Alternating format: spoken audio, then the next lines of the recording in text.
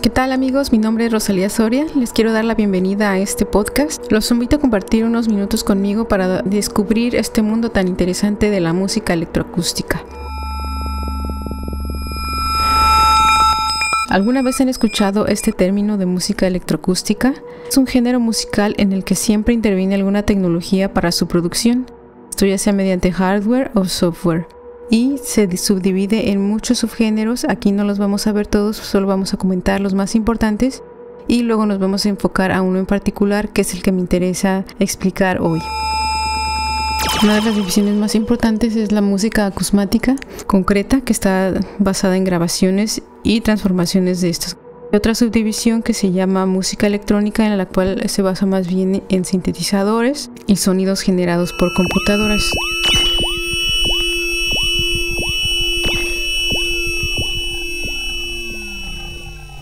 Y otra parte muy interesante de la música electroacústica es la música mixta.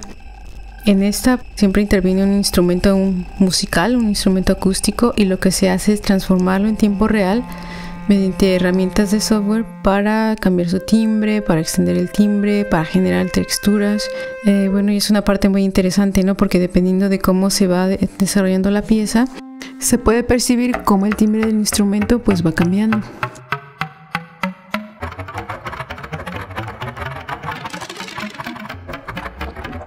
Pues bueno, vamos a hablar un poquito más de lo que es la música acusmática, que me parece muy interesante y que la descubrí cuando fui a Reino Unido a realizar mi doctorado en música. La palabra acusmática proviene de un griego, akusmatikoi, que significa una cosa escuchada. Se dice que cuando Pitágoras daba sus lecciones lo hacía detrás de una cortina para que sus estudiantes no se distrajeran con su presencia. Me pareció realmente muy interesante porque yo recuerdo en mis clases de ingeniería como un maestro que enseñándonos matemáticas siempre pasaba de un lado al otro del salón y tropezaba en un bordito que había ahí enfrente del pizarrón. Pienso que debió haber seguido esta parte de Pitágoras, nada de ocultarse y solo mostrar el conocimiento matemático, porque lo que más recuerdo de esa clase hasta este momento es cómo el maestro tropezaba y tropezaba al ir de un lado al otro. Siempre que pienso en música acusmática, de hecho recuerdo a este maestro.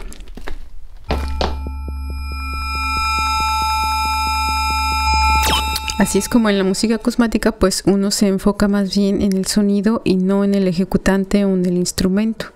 Entonces, cuando se acude a un concierto de música acusmática, no vamos nunca a observar a un ejecutante o al instrumento en el escenario. Más bien lo que hay en ese tipo de sala, pues es altavoces de muy buena calidad para reproducir de la mejor manera la pieza de esta categoría. Y hablando de cómo se compone una pieza de estas, son completamente creadas en estudio. Lo que hace el compositor es grabar sonidos en el estudio o de algún lugar que le resulte interesante a ese compositor, grabar sonidos, capturarlos y luego traerlos al estudio para transformarlos mediante herramientas de software y crearnos un discurso musical. Por ejemplo, este sonido que parece un instrumento proviene de un objeto metálico que tengo en la cocina en donde pongo mis cucharas.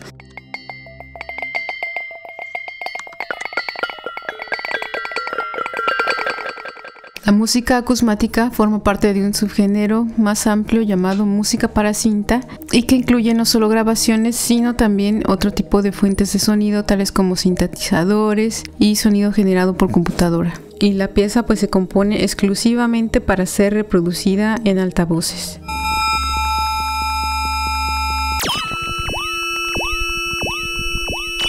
En cuanto a cómo suena, también esto va a soltar como una sorpresa para las personas que no son familiares con este género. Se extiende mucho más allá de lo que podríamos considerar musical. En la música tradicional tenemos notas, melodías, ritmos. En este tipo de música pues no, básicamente cualquier sonido es material potencial para una pieza. Puede ser su refrigerador, puede ser un carro. Y sin embargo, esto no significa que esos sonidos van a ser puestos sin ningún sentido. Siempre hay una idea musical detrás de cada pieza. Lo interesante aquí es cómo se explora el sonido, cómo evoluciona ese sonido para crearnos un discurso o alguna parte interesante que capture nuestra atención.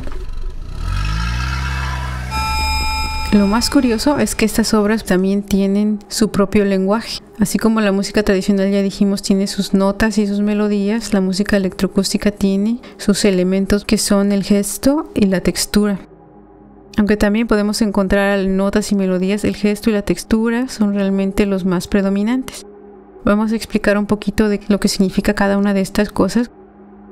El gesto como tal se define como un suceso de duración muy corta y que entrega algún tipo de energía. Un sonido que implica una propulsión o una acción. Por ejemplo, algo como esto. De hecho, un amigo cuando empecé en la universidad siempre me decía que cuando escuchaba este tipo de gestos en la música electroacústica sentía que todos sus reflejos se activaban, ¿no? Porque tenía que voltear inmediatamente. ¿Qué está pasando? El otro elemento importante es la textura, que es más bien un proceso de mayor duración. Hablamos siempre de densidad, de capas, de timbre, pero pues también puede contener energía y trayectoria, aunque estas evolucionan más lentamente en el tiempo. Entonces una textura puede tener cualquier tipo de timbre, cualquier tipo de evolución, con la única condición de que su evolución sea más lenta en el tiempo. Aquí tenemos algunos ejemplos de texturas.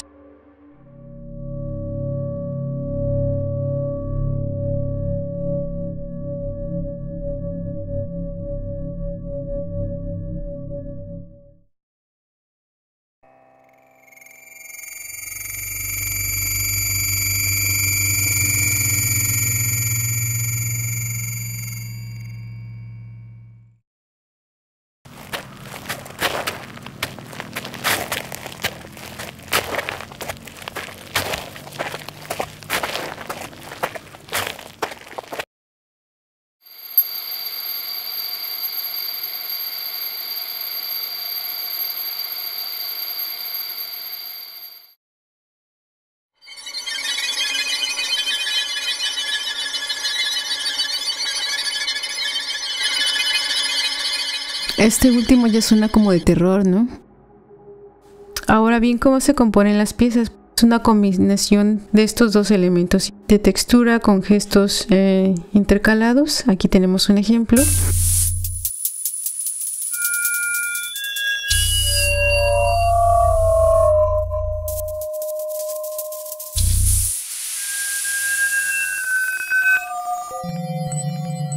Y hay por supuesto piezas donde domina más la textura o donde domina más el gesto.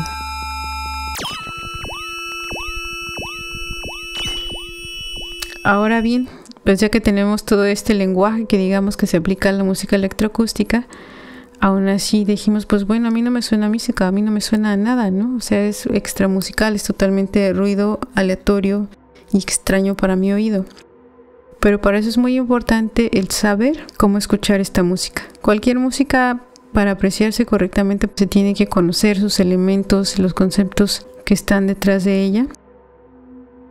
Y aquí lo que me parece importante es el concepto de espacio, que en música electroacústica es muy importante ya que nos remite a lugares diferentes. Por ejemplo, mi voz ahora suena seca porque estoy en un lugar cerrado, pero mediante software puedo parecer que estoy en un lugar cavernoso, que estoy en un parque, en un túnel puede ser.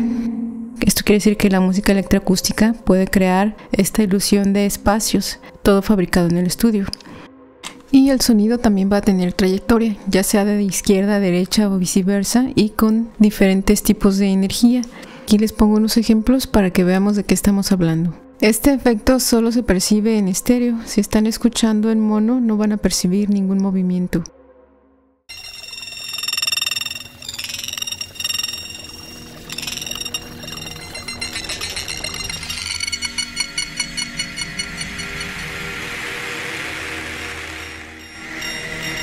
Vamos a hablar de características intrínsecas y extrínsecas del sonido y después vamos a describir modos de escucha de tal manera que podamos tener una guía para familiarizarnos con este género.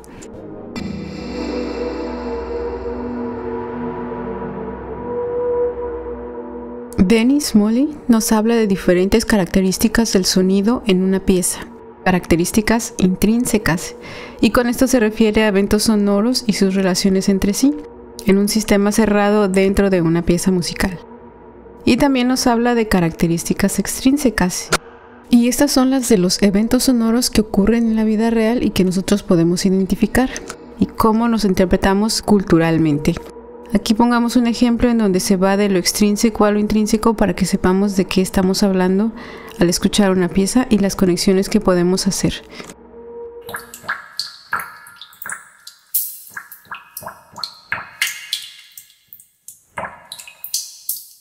Y aquí decimos, son gotas cayendo.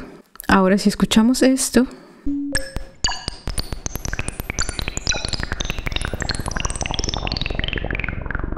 suena como gotas cayendo. Y ahora si pasamos a este último plano,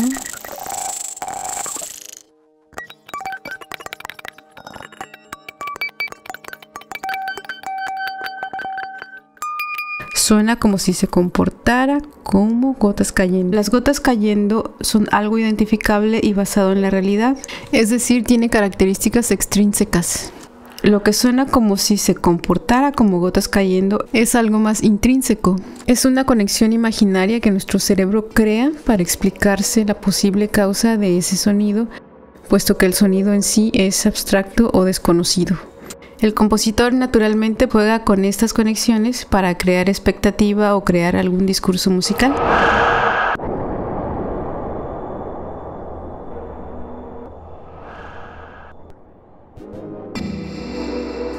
Una vez aclarados estos conceptos, es aquí donde ya podemos sugerir maneras de escuchar la música cosmática. Hay un modo de escucha que es más objetivo, más analítico, y a este se le llama escucha reducida. Uno se enfoca literalmente en el sonido. Como decíamos anteriormente, no pensar en el ejecutante, no pensar en el instrumento, sino simplemente escuchar el sonido sin pensar cómo ha sido producido. Lo que nos interesa es el sonido en sí mismo y cómo evoluciona. Es una escucha como más técnica, digamos, en donde podemos decir si el sonido es grave o agudo, o rápido o lento, o si hablamos de gesto, o si hablamos de textura, cómo se relacionan todos dentro de la pieza.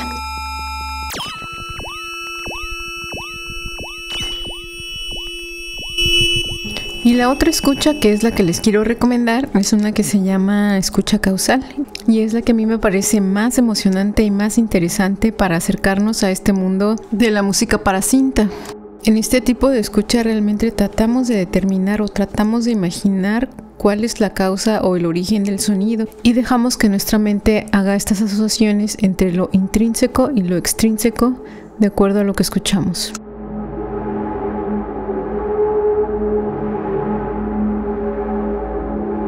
Al no tener la fuente visual, uno realmente comienza a evocar todo tipo de imágenes, a adivinar cuál sería la fuente, a asociar con algo que conocemos, a crear actividades en nuestra propia mente. Es por esto que se aconseja cerrar los ojos para evitar todo tipo de distracción y mientras se escucha, tratar quizá de identificar las fuentes, reconocer sonidos o simplemente dejar volar la imaginación y crear una historia, una narrativa, evocar sentimientos, sensaciones. Es aquí donde realmente comienza la parte divertida, ¿no? Cada persona hace sus propias asociaciones, su propia película, por así decirlo.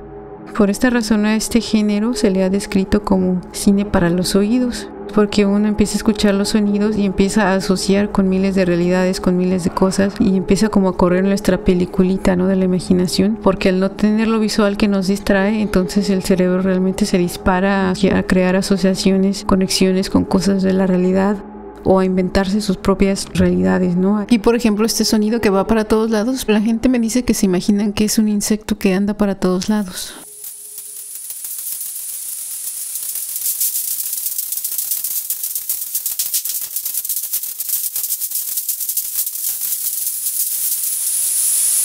Una cosa muy importante realmente es escuchar la música mediante altavoces, ya que los audífonos no tienen la capacidad de reproducir todas las frecuencias que muchas veces se incluyen en este tipo de piezas, y además hay muchas piezas que son multicanal, lo que quiere decir que nos presentan una experiencia surround con más de 5 canales, que es la configuración tradicional. Entonces, si tienen la oportunidad, por favor vayan a un concierto de música electroacústica donde haya bocinas de calidad, porque realmente la experiencia se maximiza. Entonces, algunos consejos para escuchar esta música o preguntas que nos podemos hacer cuando escuchamos son las siguientes.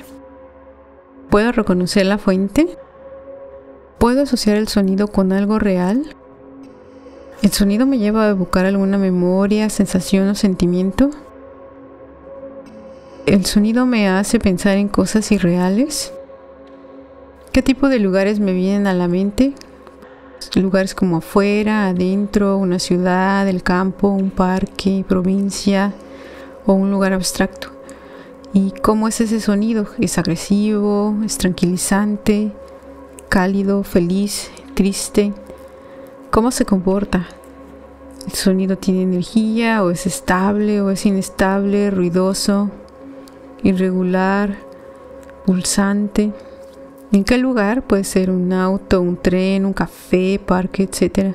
Vamos a escuchar un fragmento de una pieza que se llama The Silver Key, la llave plateada, que compuse en 2016 y está basada en la historia del mismo nombre del escritor H.P. Lovecraft. Y los invito a que se hagan estas preguntas, activen su imaginación y empiecen a crear su propia película.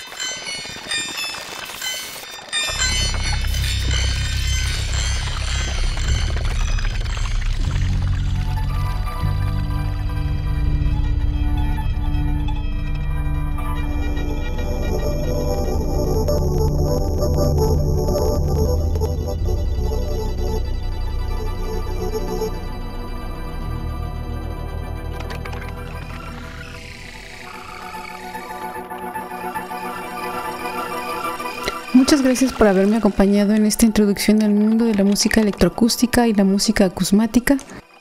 Si acaso su curiosidad por este tipo de música se ha despertado, los invito a que visiten la página de electrocd.com, en donde podrán conocer más compositores de este género y, si están interesados, escuchar muestras y adquirir algún ejemplar.